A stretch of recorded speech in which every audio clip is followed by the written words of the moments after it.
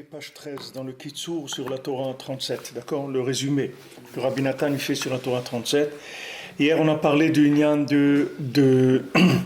d'honorer ceux qui sont de parents qui sont des ignorants en Torah. Parce que souvent, ces enfants-là sont souvent des grandes âmes qui vont être amenées à révéler beaucoup de choses dans la Torah. Alors maintenant, il dit que les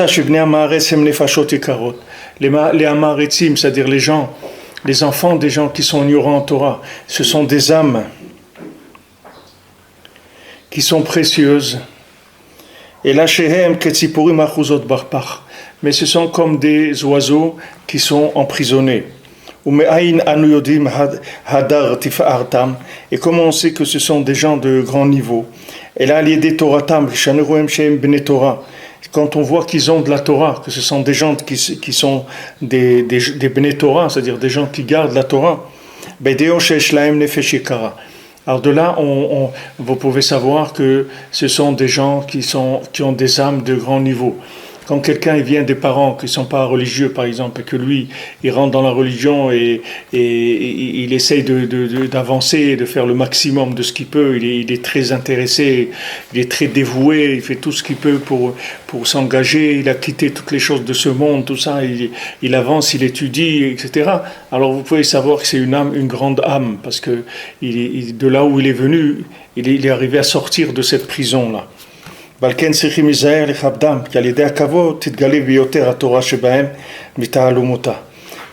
maintenant il faut faire attention de les honorer, parce qu'en les honorant, on va faire sortir, révéler la Torah qui est cachée en eux. C'est-à-dire le fait de l'estime qu'ils vont recevoir des gens, ça va leur permettre de révéler la Torah. Donc ça, on en a parlé, j'ai déjà expliqué dans la Torah, quand on a étudié le texte de la Torah elle-même, comment le fait d'honorer quelqu'un, ça va l'aider à faire sortir les meilleures qualités qu'il a en lui, alors que le contraire, ça va faire reculer la personne. Donc quelqu'un, il travaille, si vous venez, il est dans son travail, vous lui dites c'est bien ce que tu es en train de faire et tout, tu as eu une bonne idée, tu as une bonne initiative de faire ça, etc. Alors la personne, elle va donner le maximum de ce qu'elle a en elle. Elle va faire du zèle, elle va faire tout ce qu'elle peut pour faire le mieux, parce que vous l'avez encouragée à faire tout ce qu'elle peut. Et le contraire, si vous êtes derrière lui toute la journée à lui faire des réflexions et tout, il va se mettre en retrait, il va faire le minimum, et les choses, elles vont rester comme elles sont. Alors maintenant, le fait qu'une personne, elle vient de là où elle vient, et il faut faire attention de l'honorer. On voit dans la paracha le lien du guerre, c'est-à-dire de l'étranger, de celui qui vient pour se convertir, ou qui s'est converti, ou qui veut se convertir, ou qui fréquente le judaïsme, etc. Ces gens-là, il faut faire attention à eux. Ou les balais de tchouva, c'est la même chose. Des gens qui font tchouva, c'est des étrangers aussi. Il faut faire attention parce que la Torah, elle dit, ils sont fragiles. Parce que c'est des gens qui ne sont pas de l'endroit, et donc ils ont une fragilité. Donc il faut faire attention de ne pas leur mettre de la pression, de ne pas leur dire des mots qui sont méchants. Il faut faire attention de les honorer, c'est-à-dire tout ce qu'on veut pour que le bien qu'il y a en eux puisse sortir. On a besoin de ça. On a vu dans la paracha de Yitro, que Yitro, quand il est arrivé chez Moshe Rabbeinu, il a envoyé quelqu'un dire voilà, il y a ton beau-père qui vient, Yitro, et il y a ta femme qui vient, et tes 2 enfants qui viennent. Alors Rachid, il explique, il dit voilà, si tu ne sors pas pour Yitro, alors sors au moins, si tu ne sors pas pour Yitro, alors sors pour ta femme, viens accueillir ta femme. Et si tu ne viens pas accueillir ta femme, viens accueillir tes enfants. Pourquoi? Parce que Yitro, c'est un guerre, et que le guerre, il se sent... que le guerre, il se sent pas à l'aise. Alors, il est tout de suite il dit, mais moi, Moshe Rabbeinu, il va m'accueillir à moi. Il va sortir m'accueillir à moi. Qui je suis que Moshe Rabbeinu? Alors, il dit, voilà, si tu sors pas pour m'accueillir à moi, au moins sors pour accueillir ta femme. Alors, maintenant, ta femme, c'est vrai que c'est ma fille, etc., quel truc. Alors, au moins, sors pour tes enfants. C'est-à-dire on voit que son attitude, déjà, c'est une attitude de quelqu'un qui se sent étranger. Parce que quelqu'un qui se sent chez lui, il ne fait pas ça. Il vient et on vient le chercher, c'est tout. Mais quelqu'un qui se sent étranger, comme si c'est un intrus, quelqu'un qui s'est introduit un petit peu comme ça. Alors il a toujours cette sensation. Alors tous les guérim, les balais tchouva, les gens qui viennent comme ça de l'extérieur, on doit faire attention à eux parce qu'ils sont fragiles, parce qu'ils ont toujours l'impression d'être comme un cheveu dans la soupe. Alors il faut faire attention, il faut leur montrer que c'est pas vrai. Ils sont pas du tout, au contraire, qu'ils ont de la Torah et que leur Torah elle est très importante et que toute la Torah elle a été donnée dans le parashat Yitro. Et Matan Torah, c'est parashat Yitro, c'est pas dans une autre paracha. Et Yitro lui-même, il a amené une Torah Chadasha, puisqu'il a dit à Moshe Rabbeinu, voilà, tu vas nommer des princes de 1000, des princes de 100, etc. Ça, c'est la Torah de Yitro lui-même, qu'il a amené. Il a amené une Torah qui était à lui. Si Yitro, le Zohar, il dit, on l'a vu, si Yitro, il ne s'était pas converti, il n'y aurait pas eu Matan Torah. Matan Torah, c'est de Yitro. Parce que toute la Torah qu'il a amenée, c'est parce qu'il a fait toutes les Avodah Zarah du monde. Et qu'il a dénié toutes ces avodazara, toutes ces idolâtries du monde, il les a toutes déniées, et il est venu vers la Torah. C'est ça qui a permis le don de la Torah. Parce que tant que maintenant, il n'y avait pas quelqu'un dans le monde qui a pu, comme on dit, cracher sur toutes les idolâtries du monde. Il y a le pouvoir d'Hachem, il était emprisonné. C'est pour ça que Paro, il avait le pouvoir. C'est pour ça que les deux, le Zohar, il nous a dit, les deux, ils sont tombés en même temps. C'est-à-dire, en même temps, Paro, il est tombé, et en même temps, Yitro, il s'est converti. Les deux, ils s'étaient liés. C'est-à-dire que c'est parce que Yitro s'est converti que Paro, il est tombé. Parce que Paro, son pouvoir, c'est le pouvoir de la Sitra Achara. Maintenant, pourquoi les souris dansent? Parce que le chat, il n'est pas là. D'accord? Vous voyez, même en Iran, c'est comme ça. Depuis qu'il n'y avait pas le chat d'Iran, après, ils se sont mis à tous à danser.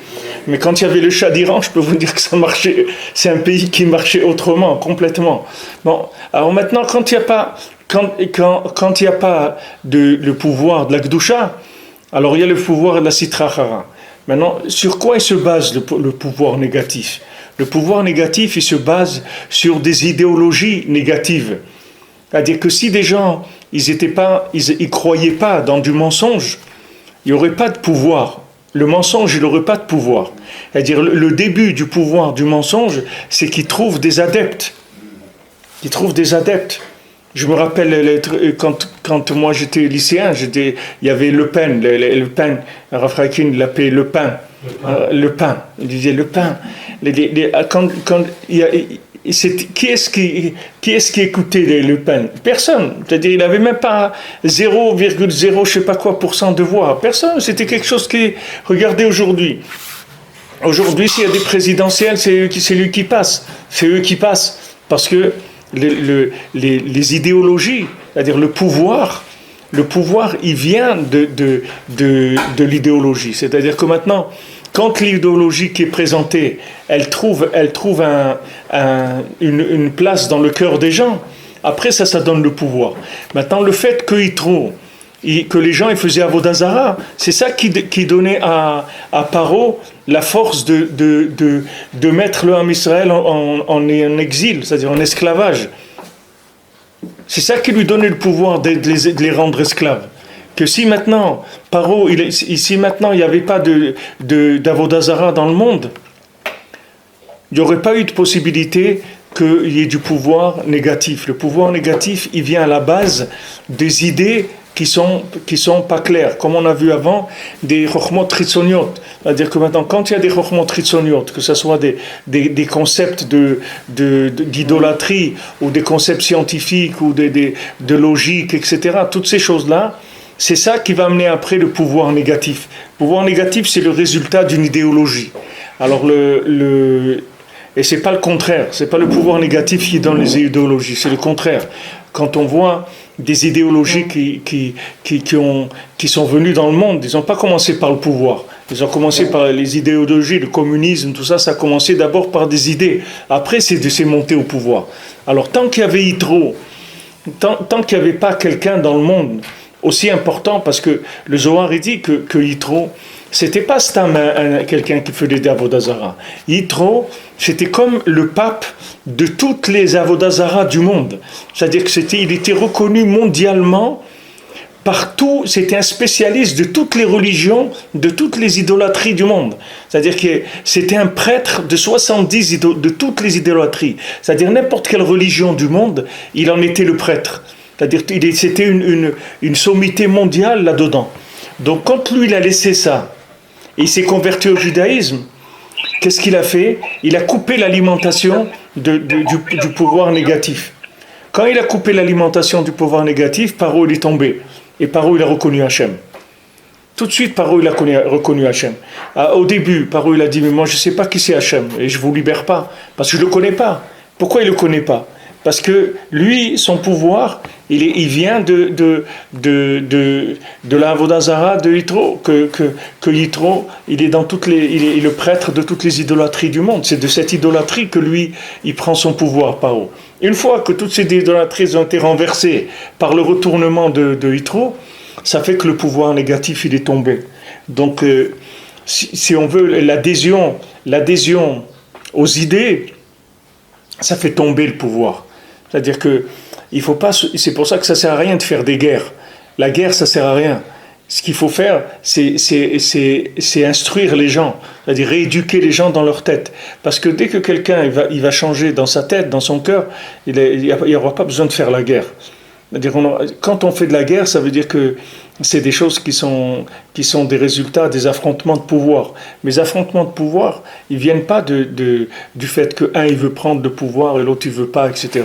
Ça vient du fait que les idées des gens, elles ne sont pas claires, elles ne sont pas en place. Une fois qu'on met les idées en place, il n'y a plus de guerre. C'est pour ça qu'ici on parle de communication, d'explication, de la parole, etc. Parce que c'est ça, c'est Mashiach, c'est comme ça qu'il va convaincre le monde. Mashiach, il ne va pas faire la guerre. Si Mashiach il fait la guerre, quelle est la différence entre Mashiach et Nabucodonosor ou n'importe qui? Il va être comme Achashverosh. Achashverosh, il dirigeait le monde entier. Alors, lui aussi, il va être. C'est Mashiach. Mashiach, il va être sur le monde entier. Qu'est-ce qu'il va faire? Mashiach, il va convaincre le monde. Il va pas se battre avec les gens. Il va leur parler, c'est tout. Quand les gens ils vont changer leurs idées, le pouvoir il va tomber. Tout. C'est pas difficile. C'est pas la peine de faire la guerre. Il faut juste changer les idées. C'est pour ça que l'éducation, toutes ces choses-là, c'est très important, parce que c'est là-dedans où les pouvoirs ils mettent leurs graines. C'est-à-dire comment ils font pousser leurs graines. Ils mettent dans les enfants, dans l'éducation, comme on a vu, comment on doit faire attention aux enfants. Qu'ils n'étudient pas avec des gens qui sont tordus, parce qu'après, l'enfant, il perd son souffle, le souffle divin qu'il a en lui, il commence à adhérer à des bêtises, il va donner le pouvoir au côté négatif. Comment ça s'appelle, les votes? Les votes, on appelle des voix. Oui. Ça s'appelle une voix. Pourquoi ça s'appelle une voix? Parce que les gens, avant, ils faisaient, avec leur bouche, ils disaient, ouais, je suis d'accord. C'est des voix. C'est-à-dire que c'est Kol Yaakov. Quelqu'un, il donne sa voix. Il faut qu'il la donne à Yaakov. C'est la Kol Yaakov. La voix, c'est de Yaakov. C'est pas de Esav. Mais quand quelqu'un donne sa voix à Esav, ça sort complètement à l'envers. Le monde, il sort à l'envers. Alors, le pouvoir négatif, il vient de l'idéologie négative. Donc, c'est à la base qu'il faut résoudre le problème et changer les idées des gens. Une fois qu'on a changé les idées des gens, le reste, après, ça se met en place, après tout seul, ça se case. Dès que quelqu'un il reconnaît la vérité, il connaît sa place, il se met en place, il n'y a plus de problème. Mais d'attaquer le pouvoir, ça ne sert à rien, parce qu'il va se régénérer. Ça ne sert à rien du tout. Si vous coupez la queue d'un serpent, elle repousse. Si vous lui coupez la tête, vous lui écrasez la tête, il est mort, c'est fini. Mais un serpent, si vous le coupez en deux, il repousse. Le serpent, c'est la tête qu'il faut attaquer, c'est pas le corps. Le corps, ça sert à rien, il se reproduit. Et ça, c'est le pouvoir. Le pouvoir, si vous attaquez le pouvoir, il y a quelqu'un qui a pris le pouvoir, maintenant vous dites, non, c'est pas lui, c'est pas vrai, lui il vous dit ça, mais c'est pas vrai, moi je vais vous donner des allocations, lui il veut pas, etc. L'autre il passe, ça sert à rien. Parce que vous regardez les gouvernements. Une fois c'est à droite, une fois c'est à gauche. Une fois c'est à droite, une fois c'est à gauche. Et celui de droite, on en a marre de le voir, toujours la même tête à la télé, on change, on vote à gauche. Après on a marre de voir celui-là, on vote sur... Mais la marmite, la bouillabaisse, c'est la même. Il n'y a rien, il n'y a pas aucune différence. Il n'y a pas de différence entre celui-là et l'autre. Là, ce qu'il faut changer, c'est les idéologies qui alimentent le pouvoir. Ce n'est pas le pouvoir lui-même. Le pouvoir, il faut le laisser. Le pouvoir, c'est du corps, c'est des mains, c'est rien du tout. Il faut aller vers l'idéologie. Dès qu'on a libéré l'idéologie, le pouvoir d'Hachem, il monte dans le monde. C'est pour ça c'est tellement important quelqu'un qui est mitgayer ou quelqu'un qui fait tchouva, parce que chaque personne qui fait tchouva, elle révèle que là où elle était, c'était de la Torah. Elle dit, vous croyez que moi je suis un goy? Mais je ne suis pas un goy du tout. Moi je suis une lettre de la Torah. Voilà, je viens. Elle dit, attends, toi tu étais une lettre de la Torah. Qui est-ce qui aurait pu imaginer tout? Il faut que vous sachiez que partout c'est que de la Torah. Que partout il n'y a que de la Torah. La preuve, regardez, moi d'où je suis né, et voilà, je viens. Je viens parce que je suis une lettre de la Torah. Alors chaque guerre, chaque Baal Tshuva, il amène une Torah Chadasha. Il amène une nouvelle Torah. Maintenant, allez expliquer ça à quelqu'un qui est là où il est, dans le monde où il vit. Allez lui expliquer ça. Il faut trouver comment rentrer là-bas, avec des Sipurim Masiot, avec des Inyanim, etc., pour rentrer dans ces endroits-là et arriver à faire sortir des gens qui sont emprisonnés dans ces endroits-là. Par des idées, c'est tout. C'est que les idées qui vont aider le monde à changer. C'est que la diffusion des idées. C'est la seule chose qui va changer. Il n'y a pas besoin de faire la guerre. On ne va pas faire de guerre avec personne. On va juste diffuser des idées. Plus les idées de vérité, elles seront diffusées, et diffusées de façon avec de la qualité à tous les niveaux, plus le pouvoir négatif il va tomber. Les gens ils vont plus croire dans les choses. Combien de gens aujourd'hui il y a qui votent pas? Ils votent jamais quand il y a des élections. Parce que pour eux ça change rien. On dit que celui-là il passe, que l'autre il passe, que l'autre il passe. Ça change rien du tout. C'est du bricolage, c'est du raccommodage, il n'y a rien. Il n'y a rien de sérieux. Mais il faut un changement dans les racines, il faut changer. C'est pas changer que celui-là, il va donner un peu plus, il va augmenter les allocations pour le sport, et l'autre, il va augmenter pour la littérature, et l'autre, il va... C'est pas ça qui est important. Il faut des changements qui soient des changements de base. Alors maintenant, c'est pour ça que Rabbeinu dit qu'il faut les honorer, parce que à part le kavod qu'on va leur donner, alors titgalé beyoter à Torah shebahem bita'alumota. La Torah qui est cachée en eux, elle va se révéler par le fait qu'on les honore. Qu'on les honore, ça veut faire sortir leur Torah. Pour ça que vous voyez Abraham Avinu, quand il recevait les gens, il leur donnait à manger. Il disait viens manger, etc. Viens prendre un repas, viens prendre des forces, etc. Il ne venait pas commencer à faire des discours aux gens. D'abord, il les honore. Il viens manger, de quoi tu as besoin, etc. Il s'occupe d'eux. Il est mechabed, la personne. Après, la personne, elle dit ce qu'elle a à dire et commence à parler. Une fois, il y avait quelqu'un, le Maguid de Douvna, c'était quelqu'un qui allait dans toutes les villes pour faire des discours. Alors une fois, il est arrivé dans une ville, on lui a dit, bon, venez faire un discours, il faut se dépêcher, on vous attend, etc. Alors lui, il leur a donné un exemple. Il a dit, vous savez, une fois quelqu'un, il est venu acheter une chèvre pour le lait, pour son lait. Alors il est allé au marché, on lui dit, voilà, cette chèvre, elle donne 5 litres de lait par jour, par exemple. Alors lui a dit, ouais, c'est ce que je cherche, etc. Et il a acheté, il est rentré, etc. Au bout de 2-3 semaines, la chèvre, elle ne donne plus de lait du tout, rien. Alors il retourne au marché, il voit le marchand, il dit, il y a un problème, tu m'as dit qu'elle donne 5 litres, alors elle donne rien du tout. Alors le gars lui dit, qu'est-ce que tu lui donnes à manger? Il dit, mais pourquoi? Il faut lui donner à manger. Il dit, mais si tu lui donnes pas à manger, comment tu veux qu'elle te donne du lait? Il dit, ça c'est la même chose. Il dit, moi j'arrive de voyage, et trucs et tout, vous me dites, venez faire un discours à la synagogue. Il dit, avant que j'aille faire le discours à la synagogue, d'abord il faut m'emmener quelque part, que je mange quelque chose, me détendre, me repose un petit peu. Après je viens faire le discours. Mais de voir que je vais sortir tout de suite la Torah comme ça, je suis fatigué, etc. C'est pareil, quelqu'un il vient de loin, il est fatigué par le chemin. Il est long le chemin, le chemin qu'il a pris, il est long. Et maintenant il arrive, il est fatigué. Si tu l'honores pas, humainement d'abord, comment tu veux qu'il va commencer à te sortir ce qu'il a dans son cœur et toute sa recherche, la Torah qu'il a et tout? Tu vas jamais la voir, sa Torah. Parce que lui, il est fatigué. Il vient d'un endroit qu'il il est fatigué. Si tu l'honores pas, il va se taire, il va rien dire du tout. Il va rien dire du tout, il va se mettre toujours en recul, il dira rien. C'est pas qu'il a rien à dire, c'est qu'il peut rien dire. Parce qu'il peut rien dire, parce que pour qu'il puisse sortir ce qu'il a dedans, il faut que tu l'honores, il faut que tu lui donnes de l'estime. Et lui maintenant, comme je vous ai dit hier, lui doit avoir l'estime de lui-même. D'après que l'Ashgacha qui voit que tous les nissim qu'Hachem lui a fait pour qu'il arrive là où il est, il doit savoir qu'il est important. Parce qu'Hachem, il ne fait pas des nissim à des idiots. Les idiots, il les laisse là où ils sont. Donc quelqu'un maintenant, qu'on lui a fait tous ces miracles pour qu'il revienne vers Hachem, ça veut dire que c'est une neshama qui est très importante. Et il doit s'encourager. Une fois, il y avait on raconte que ça, comme ça, une histoire, on dit il y avait un vieux Polonais comme ça, de 90 ans. Alors quelqu'un lui a dit, mais dis, comment tu as vécu, tu as 90 ans, avec, quel est le secret, pourquoi tu as vécu tellement vieux, tu vis, et tu es en forme, etc. Alors il dit, écoute, comme il y avait personne qui m'encourageait dans ma vie, alors tous les matins, quand je me lève, je me tape sur l'épaule et je me dis, t'es un bon gars, t'es un bon gars.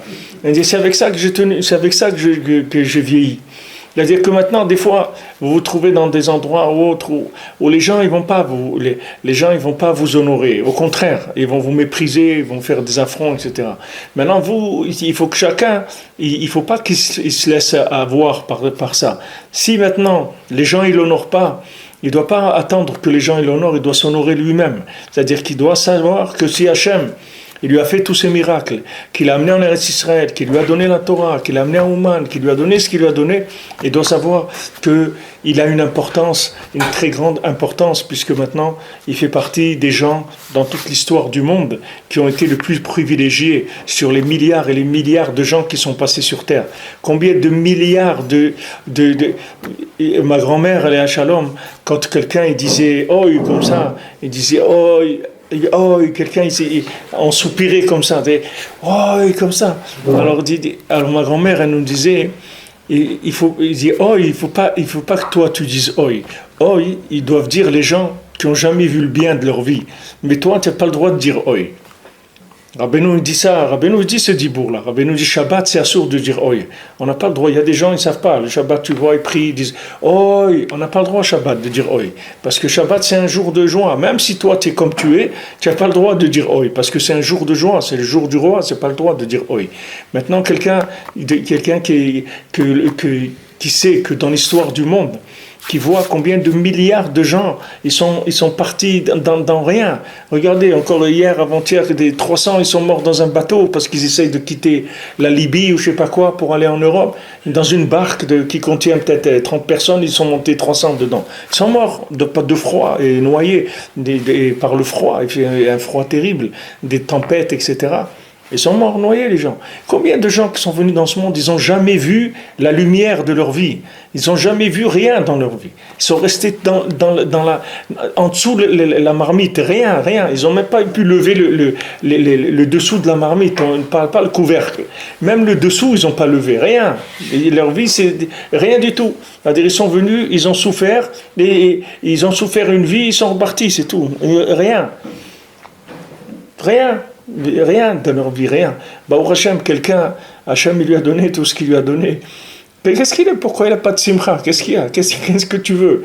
Regarde, fais des comptes, regarde combien il y a eu d'habitants, de milliards d'habitants dans le monde.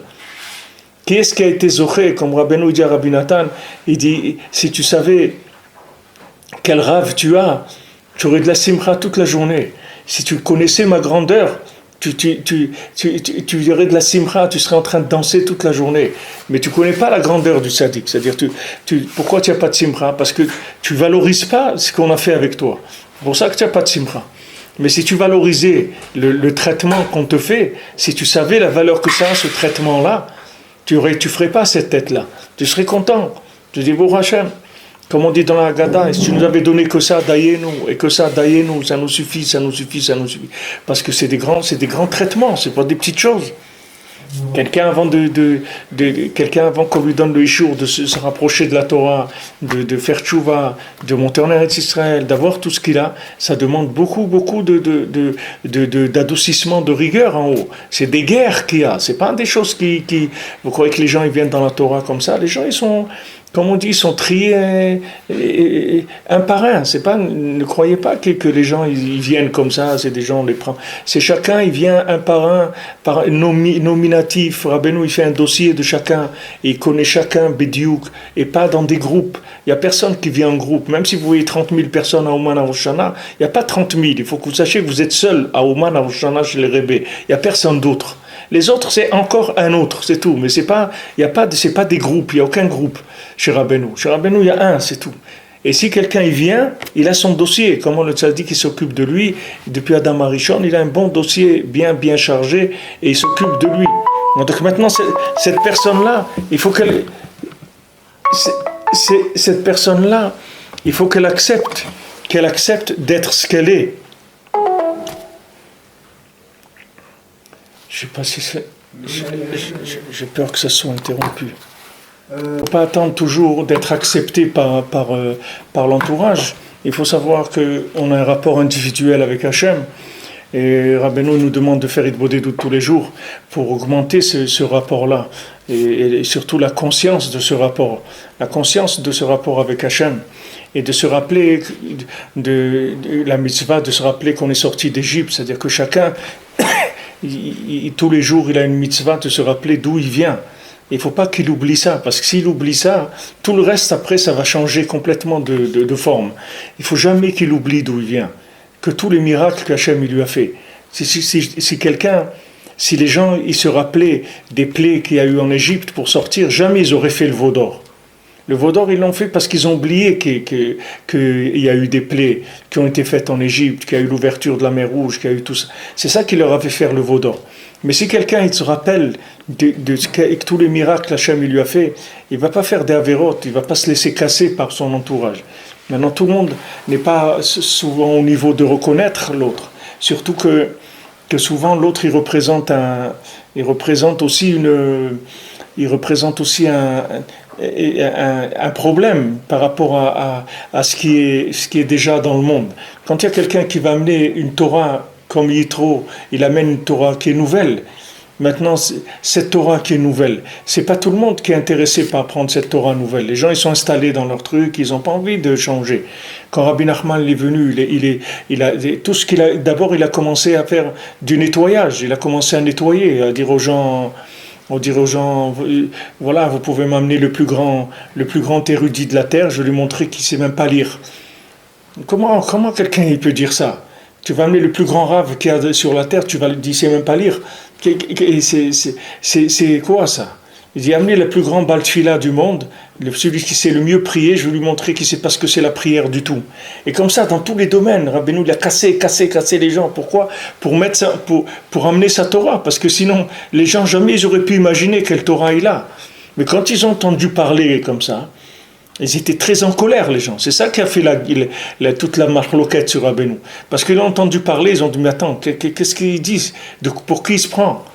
Ils ont commencé à s'énerver, tous les rabbinim, sur lui. Pas tous, mais beaucoup. Ils se sont énervés sur Rabbeinu. Parce qu'ils ont dit, qu'est-ce que c'est ce rave-là et pourquoi Rabbeinu l'a fait ça? Pour leur montrer qu'il est en train d'amener quelque chose qu'il n'y a jamais eu dans le monde. Si maintenant les gens, ceux qui ont cru, ceux qui ont eu l'humilité de croire, alors ils ne sont pas rentrés là-dedans. Vous pouvez m'appeler, parce que tout est parti. Mais vous pouvez m'appeler pour revenir. Ils sont là, les gens. Oui, mais on ne les voit plus. Je vois eux-mêmes. Il y a action. Rabbeinu, il y a beaucoup de tzadikim qui en ont voulu à Rabbeinu parce qu'il a dit des choses trop fortes. C'est-à-dire qu'ils ont dit, mais attends, qu'est-ce qu'il est en train de dire, ce rave, etc. Il fait des choses qui sont pas... C'est pas des choses qu'on a l'habitude d'entendre chez nous, etc. Mais ça, Béhémet, ils auraient dû raisonner à l'envers. C'est-à-dire se dire, si quelqu'un, il dit ça, Ça veut dire qu'il y a quelque chose ici il y a quelque chose ici qui est de spécial. On n'a jamais entendu ça. Maintenant, lui, c'est quelqu'un de sérieux. Rabbeinu, c'est quelqu'un de sérieux dans la Torah, dans le monde de la Torah. Donc, s'il est capable de dire des choses comme ça, que tous les tzadikim, ils ont besoin de lui, alors il faut aller voir qu'est-ce que c'est cette chose-là. Il faut dire, attends, si un tzadik qui dit ça, ça veut dire qu'il y a quelque chose chez lui.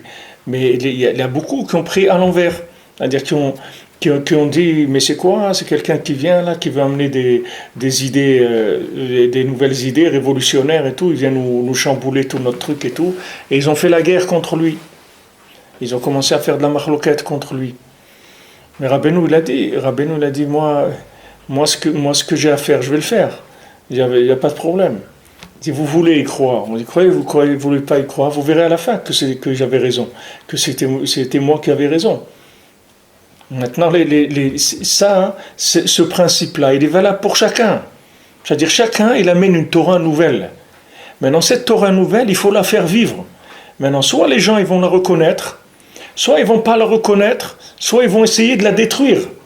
Tu vas tomber des fois avec des gens qui vont vouloir te détruire le bien qu'il y a en toi. Alors, comment tu vas faire? Si tu attends que les gens te reconnaissent, mais jamais tu vas arriver. Alors, tu dois aller et faire une des doutes, et te renforcer, et demander de l'aide aux tzadikim, demander l'aide à Hachem, et te faire un bilan tout le temps de ton passé, de savoir d'où tu viens, que tous les miracles que tu as eus jusqu'à présent, c'est pas pour que tu finisses comme une cloche, tu comprends? Si on t'a fait tous ces miracles, ça veut dire qu'on attend de toi des grandes choses, sinon on n'aurait pas investi sur toi tellement.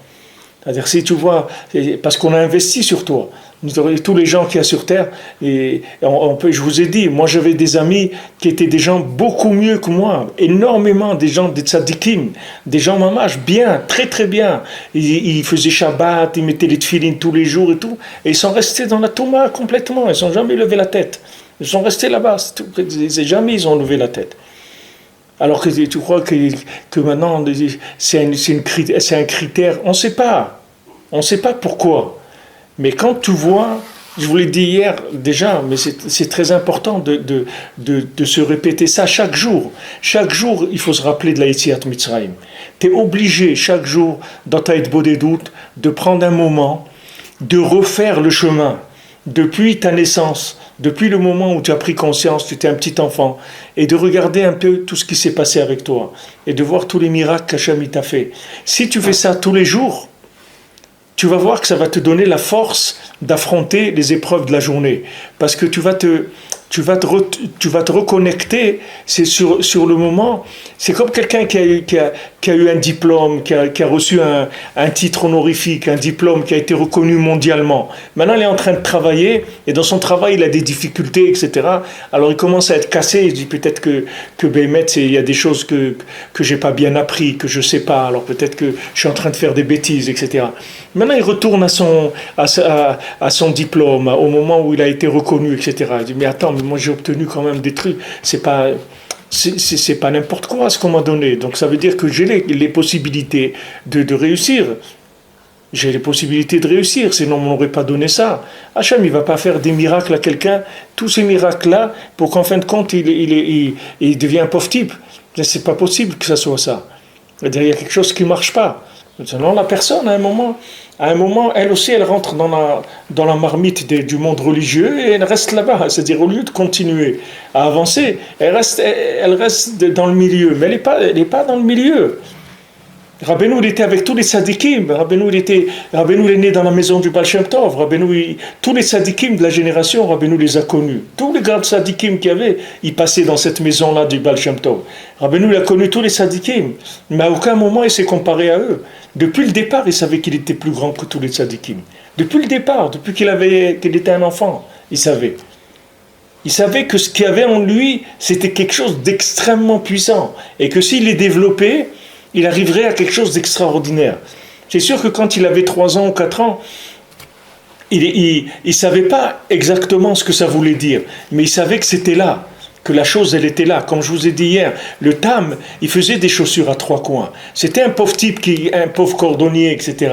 Mais en lui, il y avait quelque chose qui lui permettait de croire que c'est possible d'avancer et d'aller vers quelque chose d'extraordinaire. C'est pour ça que quand il a reçu l'invitation du roi, il n'a pas hésité une seconde. Il a dit, j'y vais, je suis là. Je suis là, il n'y a pas de problème. Je suis là, je viens. Et il est devenu ministre, et ministre sur tous les ministres. Et il n'était pas choqué du tout. Mais par contre, au Chacham, il lui a dit, pour que toi, tu arrives à moi, à mon niveau, ça va être très difficile pour toi. Moi, je peux arriver à ton niveau comme rien du tout. Parce que Hachem, en une seconde, il peut rendre quelqu'un un Chacham. Mais toi, que toi, tu arrives à mon niveau, ça va être très difficile. Parce que toi, tu es rentré dans quelque chose qui fait que tu vois que le mal. Tu vois que le mal. Et ça te détruit. On pourra te donner toute la richesse du monde, tu vas la détruire. Tout ce qu'on pourra te donner comme réussite, ça ne sera jamais assez pour toi. Pourquoi ? Parce que tu es rentré dans une conception négative des choses, tu es rentré dans le din, dans le jugement négatif. Il faut que tu sortes de là. Il faut que tu sois content de ce que tu as.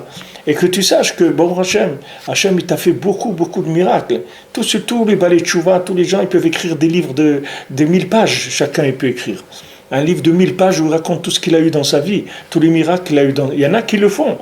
Je ne sais pas s'il faut le faire, mais en tout cas, il y en a qui le font, qui racontent un petit peu tout, par où ils sont passés. Des fois, quand les gens lisent ça les encourage à eux aussi. Ils voient qu'eux aussi, ils sont passés par des choses extraordinaires.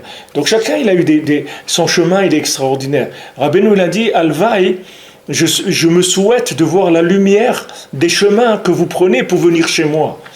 Rabbeinu l'a dit, j'aimerais voir cette lumière-là de la route quand vous venez chez moi.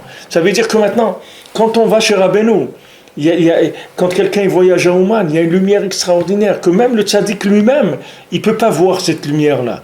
Parce que c'est une lumière de quelqu'un qui se déplace et qui vient vers Hachem, vers le tzaddik, qui cherche un tikkun de sa neshama. C'est-à-dire c'est un aboutissement de toute l'histoire de l'humanité. C'est quelque chose qui est très très élevé, puisque c'est le tikkun de cette neshama jusqu'à Adam Arishon. On est en train de faire maintenant. C'est pas une petite affaire, c'est quelque chose d'énorme. Maintenant, lui, il n'est pas conscient de ça. Lui, il croit, on va en Man, on va chez le tzaddik, il a dit, comme des gens ils disent, je vais prendre une bracha chez Rabbi Nachman, pourquoi pas ? Il faut prendre une bracha chez les tzaddikim, alors je vais chez Rabbi Nachman, je vais prendre une bracha. Mais Rabbi Nachman, c'est pas pour prendre une bracha qu'on va chez Rabbi Nachman. Rabbi Nachman, on vient pour terminer l'histoire, notre histoire, pour qu'elle se termine bien, et qu'on la termine une fois pour toutes, et qu'on n'en parle plus jamais, que ça soit terminé. On ne revient plus dans ce monde, et on répare toutes nos générations jusqu'à Adam Arishon, comme Rabbeinu il a promis. Donc c'est pas, je vais prendre une bracha. Quelle bracha tu vas prendre ? Il n'y a rien à prendre du tout. Tu vas là-bas, c'est lui qui va te prendre, c'est pas toi qui vas prendre. Tu n'as rien à prendre du tout.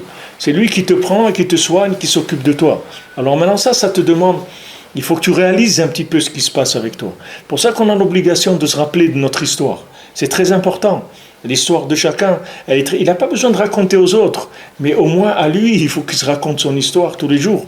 Parce que les gens, ils ne savent pas d'où il vient. Même sa famille, elle ne savent pas d'où il vient. Ni sa femme, ni ses enfants, personne ne sait d'où quelqu'un il vient. Il n'a pas besoin de le raconter, mais lui, il doit se raconter ça. Tous les jours, c'est une mitzvah tassé minatora de se rappeler d'Yetziat Mitzrayim. C'est pas de se rappeler d'Yetziat Mitzrayim qu'il y a eu la sortie d'Égypte. La sienne qu'il faut se rappeler, que lui, il est sorti d'Égypte et qu'Hachem lui a fait tous ces miracles-là. Donc ça demande une considération spéciale. Dès que la personne, elle voit que tous ces miracles, ça va l'encourager. On dit, si Hachem, il m'a fait tout ça, ça veut dire qu'il va me faire encore. Comme on chante, si tu nous as amenés jusqu'ici, amène-nous jusqu'à Ouman déjà. Et mais vetanu adlekan, t'as vu otanu le Ouman. Déjà, tu peux amener jusqu'ici, alors emmène-moi à Ouman déjà. Il y a des Breslevers, quand ils voyageaient, toujours vous allez à Ouman. Tu lui dis, où tu vas ? Il dit, je vais à Ouman. Il dit, non, mais tu vas pour travailler. Il dit, non, le travail, c'est juste c'est un prétexte pour pouvoir aller à Ouman. Mais moi, je vais à Ouman. Mais quand je voyage, c'est pour aller à Ouman, c'est tout. C'est-à-dire que la personne, c'est ça qu'elle cherche. Ça demande chaque jour une prise de conscience nouvelle. Alors, Rabbi nous dit ici que ça va faire sortir la Torah de sa ta'alouma, c'est-à-dire que la Torah, elle est cachée en moi. Si maintenant, je ne m'encourage pas, si maintenant je ne fais pas un tracé un petit peu de voir combien de miracles Hachem m'a fait, je ne vais pas arriver à faire naître la Torah qui est en moi. Parce que la racine de tout ce qu'il y a dans le monde, c'est le kavod d'Hashem.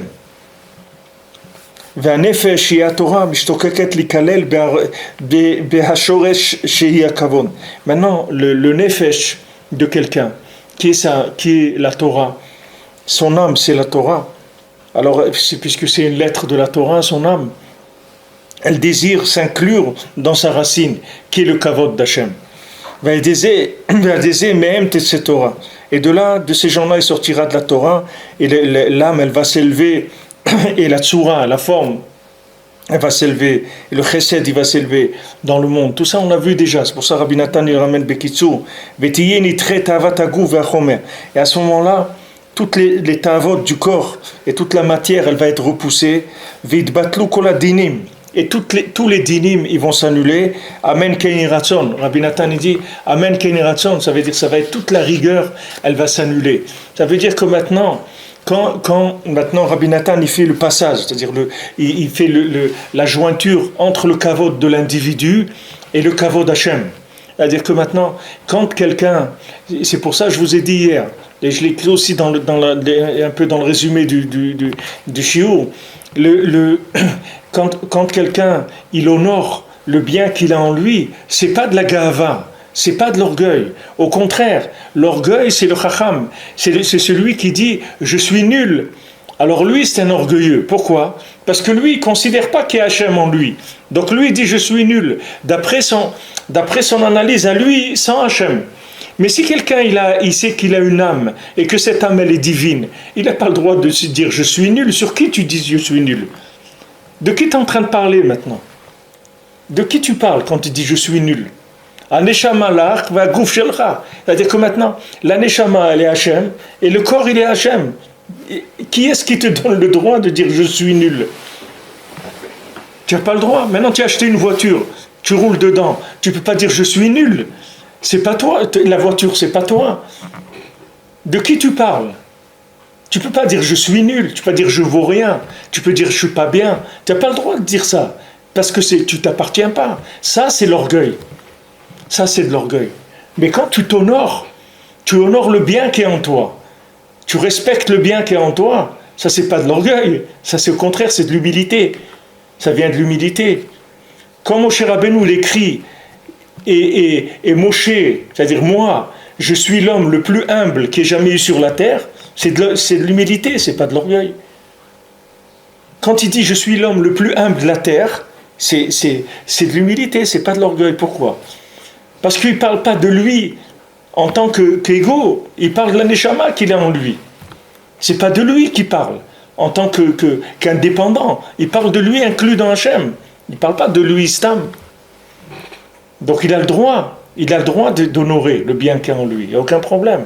Il a un devoir de l'honorer. Parce que son honneur à lui, c'est le kavod d'Hachem.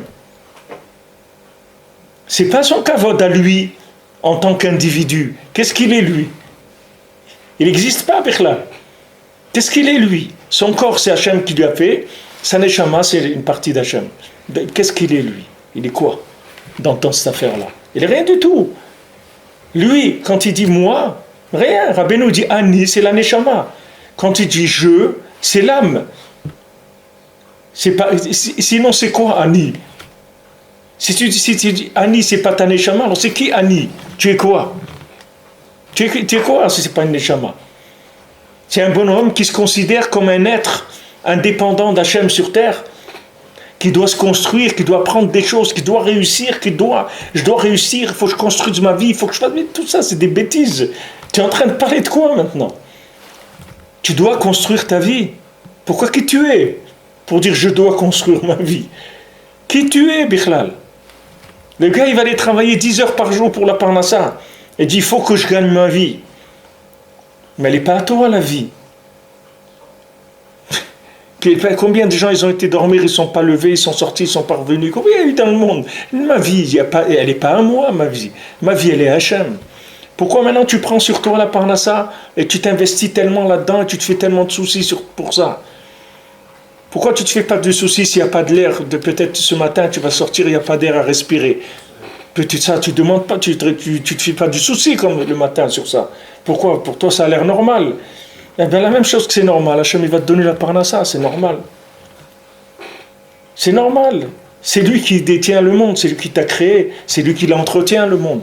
Tu réfléchis, si le printemps, ce printemps, il va y avoir des fruits qui vont pousser, ou des légumes qui vont pousser, ou il va y avoir ce qu'on a besoin. Tu ne penses pas à l'échelle mondiale s'il va se passer ce qui doit se passer. Tu fais ta vie comme. Pourquoi tu prends tellement lourd des choses? Tu les prends tellement sur toi. Parce que tu crois que tu es un morceau comme une météore ou un truc qui est indépendante de l'histoire du monde. Tu crois que toi, ton histoire, c'est une histoire qui est à part de ce qui chez Hachem. Mais il dit ici, tout, Hachem il dit, l'Ichvondi Berativ, tout ce que j'ai créé, je l'ai créé pour mon honneur. Comme je vous l'ai dit, c'est pas que Hachem il dit, j'ai créé un monde pour que vous m'honorez à moi. C'est pas ça. Hachem, il a créé un monde pour nous donner le mérite de le trouver. Et si on le trouve, nos récipients, ils augmentent et on va pouvoir avoir un plaisir extraordinaire de pouvoir s'inclure dans l'infini. Alors que si maintenant il n'y a pas ce monde, on ne peut pas s'inclure dans l'infini. Si quelqu'un ne passe pas dans ce monde, dans l'autre monde, il ne peut pas se rapprocher d'Hachem. Parce que Hachem, ça va le brûler. La lumière d'Hachem va le brûler complètement. Quand il passe dans ce monde matériel et qu'il dépasse la matière et qu'il arrive à trouver Hachem, à ce moment-là, il va arriver à avoir des récipients qui lui permettront dans l'autre monde de connaître Hachem d'une façon extraordinaire. C'est ça que Hachem dit, je l'ai créé pour mon honneur. C'est-à-dire pour que tu me cherches et que je puisse te donner ce que j'ai envie de te donner. Je veux te faire plaisir. Je veux te faire plaisir. J'ai créé le monde. Hachem, il a créé le monde pour s'amuser, c'est-à-dire pour faire plaisir à des gens, c'est tout. C'est tout, c'est pas pour autre chose. Quelqu'un, tu prépares une soirée, un truc extraordinaire, tu as envie de faire plaisir aux gens. Ça coûte rien, tu viens, tu manges tout ce que tu veux, tu bois ce que tu veux, il y a de la musique, il y a du théâtre, il y a tout ce que tu veux, tu payes rien, c'est gratuit. Viens, on veut te voir sourire, c'est tout. Hachem, il veut que tu te vois sourire, il veut que tu sois joyeux, c'est tout. C'est pour ça qu'il a créé le monde, pas pour autre chose. Alors quand il dit les chvodi barativ, ça veut dire que maintenant, j'ai créé le monde pour mon honneur, pour que tu cherches où je me trouve dans ce monde-là. Mais déjà, avant que tu commences à chercher Hachem dans une banane, dans une pomme de terre, il faut que toi, même si tu te prends pour une banane, il faut que tu te trouves déjà en toi, Hachem. Si toi tu crois que tu es une banane, que toute ta vie tu t'es fait bananer, tu vas pas pouvoir trouver Hachem. Où tu vas trouver Hachem dans un fruit, si toi-même, en tant que fruit d'Hachem, en tant qu'individu, avec tous les miracles qu'il t'a fait, comment maintenant, toi, tu ne considères pas qu'il y a Hachem en toi? Comment tu vas le trouver dans un morceau de viande? Comment tu vas le trouver dans de l'argent, dans un morceau de bois, dans la rue, dans un autre individu? Où tu vas le trouver? Toi-même, tu ne te considères pas déjà comme une créature vivante d'Hachem. Ce que te dit, Akol, je l'ai créé pour mon kavod. C'est-à-dire, sache que je suis partout. C'est-à-dire, il n'y a rien dans le monde, Hachem, il te dit, où je ne me trouve pas. Je me trouve partout et je veux que tu me cherches. Et comment tu vas me chercher? Tu vas m'honorer. Tu vas honorer la chose par le fait que tu sais qu'il y a une présence divine dedans. Alors commence par t'honorer toi-même déjà. Commence par ça. Parce que si tu n'honores pas toi-même, tu seras incapable d'honorer quoi que ce soit dans le monde. Comment tu veux honorer quelqu'un d'autre? Comment tu veux honorer une pomme de terre? Si toi-même, toi en tant qu'être humain, avec une histoire qui a plus de richesse et de suspense et de haut et de bas que n'importe quel film qu'ils ont fait dans le monde. L'histoire de chacun, elle est plus grande que n'importe quel film n'importe quel scénario qui a été écrit dans le monde. Avec toute cette histoire-là, avec tout ce que Hachem il t'a fait comme miracle, tu n'arrives pas à être joyeux, c'est-à-dire à t'honorer toi-même. Comment tu vas aller dire que dans une pomme de terre il y a Kadosh Baruch Hu? C'est pas. Et comme Rav Khalkin Avashalom me disait, dans la pomme de terre, la vodka on fait avec la pomme de terre. Mais si tu manges des pommes de terre, tu ne te saoules pas. C'est vrai que la vodka tu fais avec les pommes de terre. Mais si tu peux manger 10 kilos de pommes de terre, tu ne vas pas être saoul. Parce que pour que la pomme de terre, elle te sorte la vodka qu'elle a dedans, parce qu'elle a de la vodka dedans, la pomme de terre. Elle a des chips, elle a de la purée, mais elle a aussi de la vodka. Pour la sortir, il faut un clic qui fait sortir ça. Il faut un clic qui permet de révéler la vodka qu'il y a dedans. Alors la vodka, c'est otiot kavod, c'est la même chose, vodka et kavod, c'est les mêmes lettres. Donc maintenant quelqu'un, il veut découvrir le bien qu'il y a quelque part. Il faut qu'il honore la chose. Il faut qu'il s'honore lui-même. Il ne faut pas qu'il se méprise lui-même. Il faut qu'il s'honore, je vous ai dit, dans tout, déjà les choses simples. La nourriture, l'habillement, son lit, ses choses, tout, il faut qu'il commence à s'honorer lui-même. Quand il va commencer à s'honorer, tu vas voir qu'il va honorer Hachem. Tant que tu n'es pas ma'amine, que tu es quelqu'un de bien, ça veut dire que tu ne crois pas en Dieu. C'est pour ça que Rabbeinu l'a dit à Rabbi Nathan, et quand il lui a dit à Rabbi Nathan, tu n'as pas d'émouna, Rabbi Nathan il a tremblé. Parce que si le Rebbe lui dit quelque chose, il sait que c'est vrai. Il dit, tu n'as pas d'émouna. Alors Rabbi Nathan il tremblait, parce que Rabbi Nathan il vient d'une famille de tzadikim, lui-même c'est un tzadik, c'était quelqu'un de très grand. Il lui dit comme ça, tu n'as pas d'émouna. Il dit, non, tu n'as pas d'émouna en toi. Tu ne crois pas en toi. Donc maintenant, si tu ne crois pas en toi, tu ne peux pas croire en Dieu. Puisque toi, tu es une créature de Dieu. Comment un Ben Adam, il se lève le matin, il s'est couché le soir, il ne sait pas où il est parti. Il s'est levé le matin, il voit qu'il est là. Il marche, il se lève, il va, il bouge, il fait des choses. Et tout ça, c'est rien. Tout ça, il n'a rien vu. Mais attends, il y a quelque chose qui ne marche pas dans ton truc. Ah, tu te considères comme une espèce de petit robot autonome comme ça, que tu es là sur Terre, tu es né avec n'importe quoi, tu es sorti de n'importe quoi, tu vis n'importe comment, mais c'est quoi ta vie? Si tu m'amines qu'il y a un Dieu et que c'est lui ton créateur, alors soit et la émouna que tu es une créature d'Hachem. Si tu sais que tu es une créature d'Hachem, honore le créateur qui t'a créé et qui vit en toi, puisque toute ta vie, c'est que Hachem. Tout ce qu'il y a de bien en toi, c'est la présence d'Hachem. Donc c'est ce qu'Hachem dit, sache que tout ce que j'ai créé pour mon honneur. Et il dit, Rabbi Nathan, si tu fais ça, tu as aussi toute la rigueur du monde. Il n'y a plus de rigueur dans le monde. Parce que la rigueur, c'est quand les gens, ils veulent se croire malins, ils veulent se croire forts, et ils veulent gérer le monde sans Hachem. Ne gère rien. Dépose les armes, comme on dit. Dépose tout. Dépose les armes. Et viens devant Hachem, et dis Hachem, moi je suis ta créature, occupe-toi de moi, comme tu t'es occupé de moi jusqu'à maintenant. Continue à t'occuper de moi, je t'en prie. Voilà, j'ai besoin de ça, de ça, de ça, de ça. Occupe-toi de moi. Ça, c'est l'attitude de quelqu'un qui est conscient qu'il est une créature d'Hachem. Mais quelqu'un qui n'est pas conscient de ça, il est comme Esav. Avec ses mains, il va courir. Attends, je vais aller, je vais faire des trucs, je vais faire. Et qu'est-ce qu'il a fait? Tu vas finir dans un trou manger avec des vers. Qu'est-ce qu'il a fait? Mais réfléchis, où tu es? Qu'est-ce que tu vas finir dans un trou, ils vont te manger les vers. Même si tu as construit la tour de Pise, elle va s'écrouler, elle va se pencher, elle va s'écrouler un jour. Qu'est-ce que tu as fait dans ce monde? Tout ce que tu peux faire, tous les gens qui ont fait n'importe quoi, qu'est-ce qu'ils ont terminé? Il y en a un qui est terminé, qui est arrivé à s'éterniser. Personne n'est arrivé à s'éterniser. Tout le monde est mort, tout le monde est parti dans un trou. Donc c'est pas pour construire qu'on est là, c'est pas pour les mains qu'on est là. Donc il y a autre chose. S'il y a autre chose, ça veut dire que tu es ma'amine, que tu es une créature d'Hachem. Respecte-la, honore-la, elle va te donner le meilleur d'elle-même. Toi-même, pour que tu sortes le meilleur, le jus qui est en toi, pour que tu puisses presser le citron, comme on dit, sortir ce qui est le meilleur en toi, il faut que tu aies confiance dans du bien qui est en toi. Et le bien, il est immense. Regarde ton histoire. Tu vas voir qu'on ne fait pas un scénario comme ça pour rien. Quand il y a la brioute, il y a des films, vous savez, il y a des films où le scénario ne coûte rien. Pour quelques millions de dollars, ils font un film. Mais il y a des films qui coûtent des milliards. Quand tu vois des films avec des armées, et des chars, et des chevaux, et des trucs, ça coûte des milliards la mise en scène. C'est pas pour sortir c'est pas qu'à un moment, tout ça on le fait pas pour qu'à un moment un perroquet il va dire alors chers amis, bonne chance. C'est pas pour ça. Il y a quelque chose, il y a une histoire qu'on veut faire passer, quelque chose. C'est pour ça qu'on a fait toute cette mise en scène. Si quelqu'un maintenant il voit que Hachem il l'a sorti de là, il lui a fait comme ça, il lui a fait rencontrer celui-là, il a fait éviter ça, il lui a fait tac, tac, tac, tac, des centaines de trucs. C'est pas pour t'amener un jour que tu sois un pauvre type. Sinon, il ne va pas faire tout ça.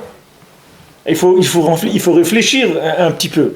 Si Hachem il t'amène en Eretz Israël, si Hachem te rapproche de la Torah, des tzadikim et tout, ça veut dire qu'il y a quelque chose de très grand qui est en toi.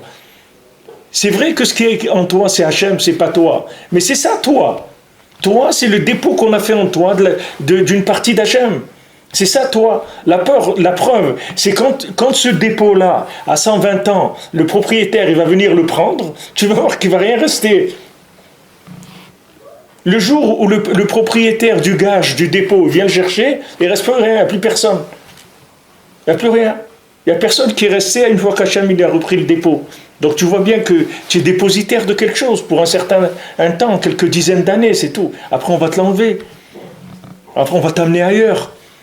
Donc vis en rapport avec ça. Et ne sois pas triste. Pourquoi tu es triste? Pourquoi tu t'énerves? Pourquoi tu fais du souci? Tu es une partie d'Hachem, pourquoi tu te fais du souci? Tu n'es pas quelqu'un qui est responsable de quoi que ce soit. Tu es responsable de rien du tout. Ta responsabilité, c'est de prendre conscience que tu es une partie d'Hachem et de réinclure cette partie-là dans son origine. C'est tout. C'est tout ce qu'on te demande. Tu appartiens à la Torah, tu appartiens à Hachem. Tout ce qu'il y a dans le monde, c'est Hachem. Hachem, il a utilisé la Torah pour créer le monde.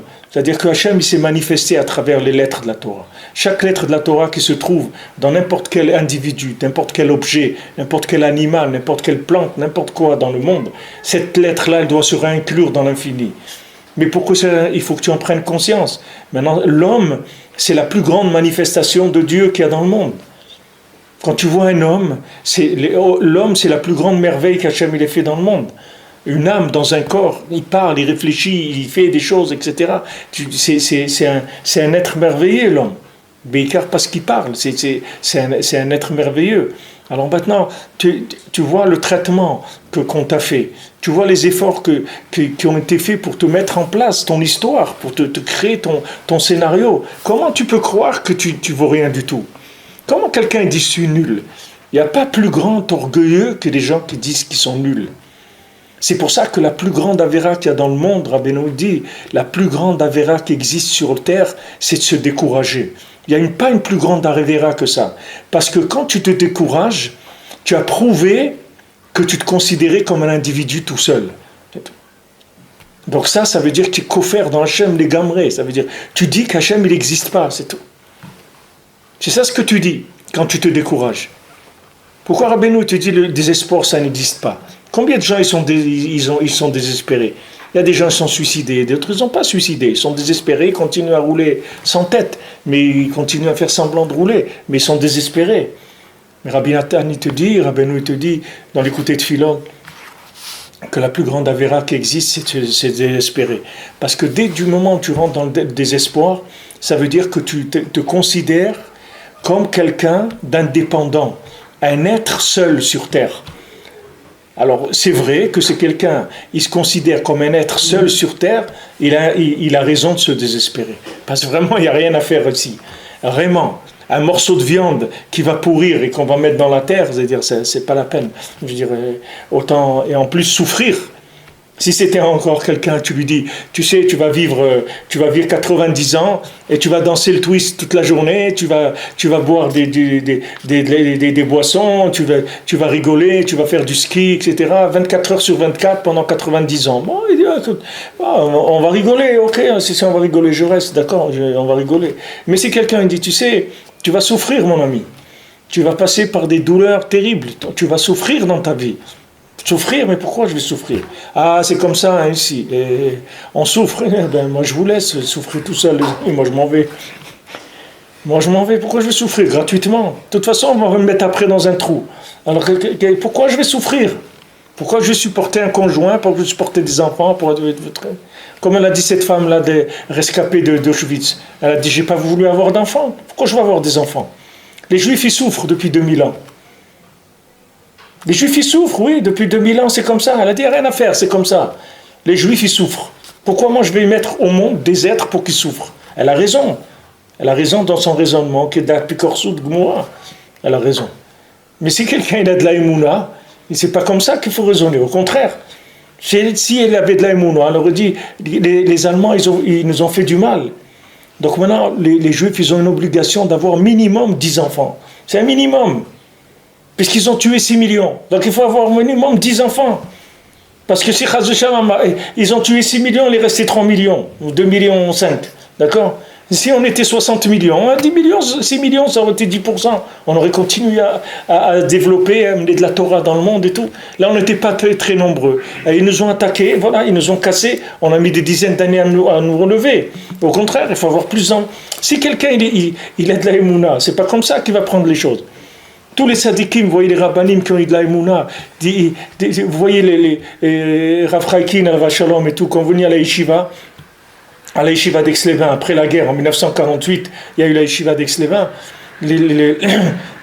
Qu'est-ce qu'il y avait à la yeshiva d'Aix-les-Bains? Tous les gens, ils faisaient Kaddish, tous les gens de la yeshiva, ils faisaient Kaddish, dans la tfila. C'était tous tous les Bachorim, c'est tous des orphelins, tous, il n'y avait que ça. Mais comment ces gens-là, ils ont trouvé la force de se reprendre? Mamash, le lendemain de la Shoah, ils ont déjà repris. Comment ce Rav-là à Natania, le Rav de Tzantz, le Tzantzerou, c'est pas le Tzantzerou, c'est le Rav de Tzantz qui est à Natania. Je sais pas si c'est celui. Non, il est plus vivant. Voilà, Klosenbourg, c'est Admour de Klosenbourg, celui qu'il y avait avant. Mais lui, il a perdu sa femme, 10 enfants, 12 enfants, la Shoah. Et c'est 13 enfants. Il s'est remarié. Et il a recommencé, il a créé une communauté en Israël. Pourquoi? Parce qu'il ne se considère pas comme quelqu'un d'indépendant. Si tu te considères comme indépendant, tu crois que le coup, c'est toi qui l'as reçu. Mais si tu te dis que moi, je suis un représentant d'Hachem, c'est Hachem qui a reçu le coup, c'est pas toi. Toi, tu n'es rien du tout. Alors toi, vas-y, continue à faire ce que tu peux faire. Continue le fait que la personne se désespère quand elle reçoit des coups, c'est la preuve qu'il ne croit pas en Dieu. Parce qu'il ne croit pas en lui. Donc il ne croit pas en Dieu. Mais si quelqu'un il croit en Dieu, il dit j'ai pris un coup, c'est pas moi qui ai pris le coup, c'est Hachem. Mais kol tsaratam lotsa. Les gens ils parlent de la Shoah et tout, mais qui est-ce qui a le plus souffert de la Shoah? C'est Akadosh Baruch Hu. C'est pas les gens. Hachem il a souffert beaucoup plus que tout ce que les gens ils ont souffert. Parce que toute notre tsarot à nous, c'est lui qui en souffre. Chaque fois qu'on cache l'honneur du Ham Israël, chaque fois qu'on méprise le Ham Israël, c'est qui qu'on méprise? C'est Hachem, c'est pas nous. C'est pas nous. Nous, qu'est-ce qu'on est? On n'est rien du tout. Anachnouma, Moshe Rabbeinu vient et dit qu'est-ce que vous avez avec moi? Pourquoi vous me disputez avec moi? Moi, je suis rien du tout, moi. Vous avez quelqu'un avec qui vous vous disputez, allez-vous parler à que je vous coupe avec moi. Ne vous disputez pas avec moi, moi je suis rien. Anachnouma, moi je suis rien du tout. Adam c'est ma, Gematriama, c'est-à-dire c'est pas lui. Lui, il n'existe pas. Si quelqu'un maintenant il est conscient de ça, ça y est, il a la clé de la vie, il a la clé du bonheur, c'est fini. Puisque tout ce qu'il est en train de jouer, c'est un scénario d'Hachem, c'est pas lui. Lui, Ani, c'est son âme, c'est sa partie d'Hachem. Il est en train de faire ce que Hachem lui a dit de faire avec, c'est tout. Quelqu'un il t'a donné un objet, il t'a dit voilà, tu vas faire un travail avec. Voilà, tu vas faire ça et ça avec. C'est tout, tu fais ce que tu as à faire.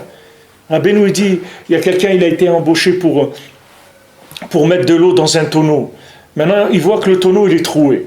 Alors, il commence à remplir le tonneau, et il voit que ça se vide. Il fait une deuxième fois, il voit que ça se vide. Alors, il arrête, il se met dans un coin. Maintenant, l'employeur, il vient le soir, et il lui dit, alors, comment ça a été aujourd'hui? Il me dit, non, mais je crois qu'il y avait un problème. Alors, je me suis arrêté parce que le tonneau est troué. Que je vais mettre de l'eau dans... Il dit, mais moi je t'ai déjà dit de ne pas travailler si le tonneau est troué. Je t'ai dit ça. Je t'ai dit, tu remplis ce tonneau, oui. Pourquoi maintenant tu t'es arrêté? Toi, tu ne sais pas ce que je fais avec cette eau-là. Peut-être de l'eau d'irrigation, des trucs. Tu ne sais pas ce que je fais. Moi, je t'ai dit, tu remplis ce tonneau toute la journée, c'est tout. Maintenant, il est troué. Il est troué, ce n'est pas ton problème. C'est pas ton problème. Quelqu'un, il voit, il essaye dans sa vie. Tout ce qu'il est fait, ça ne marche pas. Mais ce n'est pas lui que ça ne marche pas. C'est Hachem que ça ne marche pas. Ce n'est pas lui.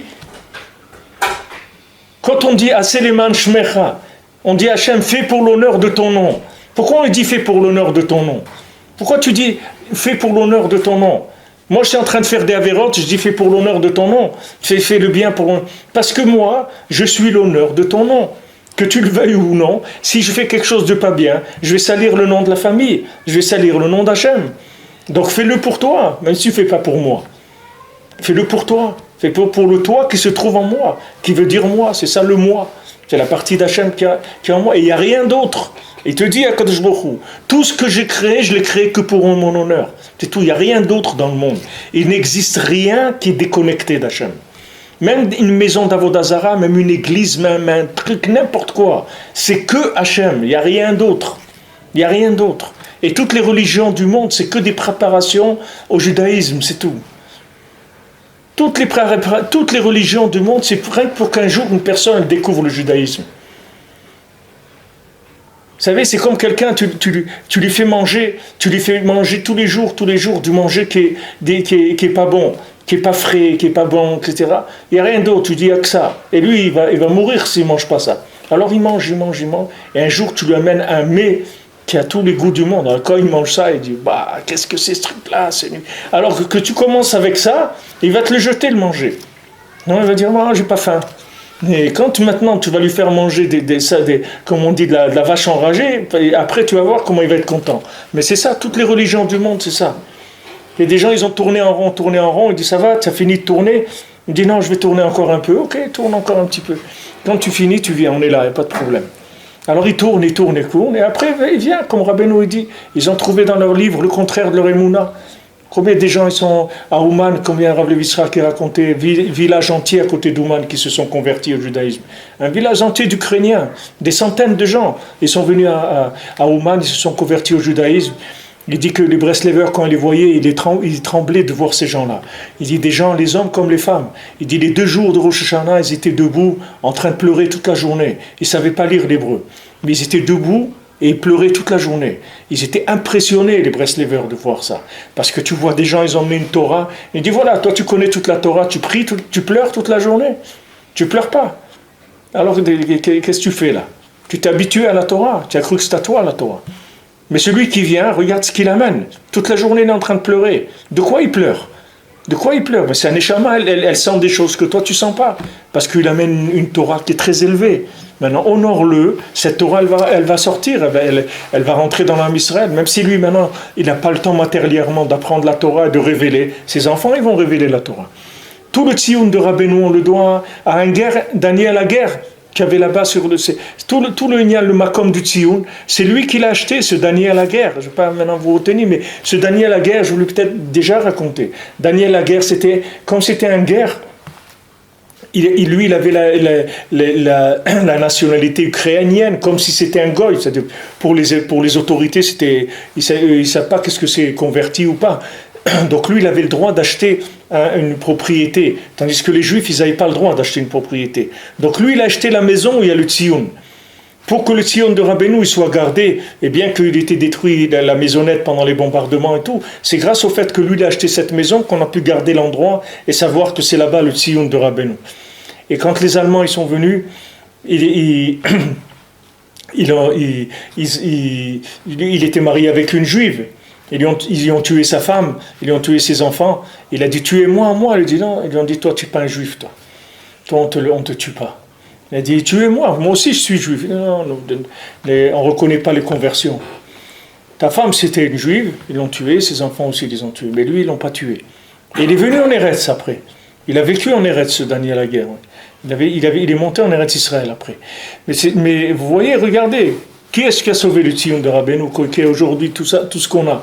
Un Ger Tzedek. Pourquoi c'est passé par lui? Parce que la Torah qu'ils ont en eux, elle est très très élevée. Tous les gens qui reviennent, ils ramènent des choses très élevées. Justement, parce que ça ne se voit pas apparemment. Dans les apparences, on ne voit pas. Alors là, ils passent des choses. Comme les gens qui passent des choses en contrebande. Hachem aussi, il est obligé malheureusement de passer en contrebande. Parce que s'il ne passe pas en contrebande, tout le monde va détruire. Hachem y passe discrètement pour pas qu'il y ait des kitrougim, des accusations.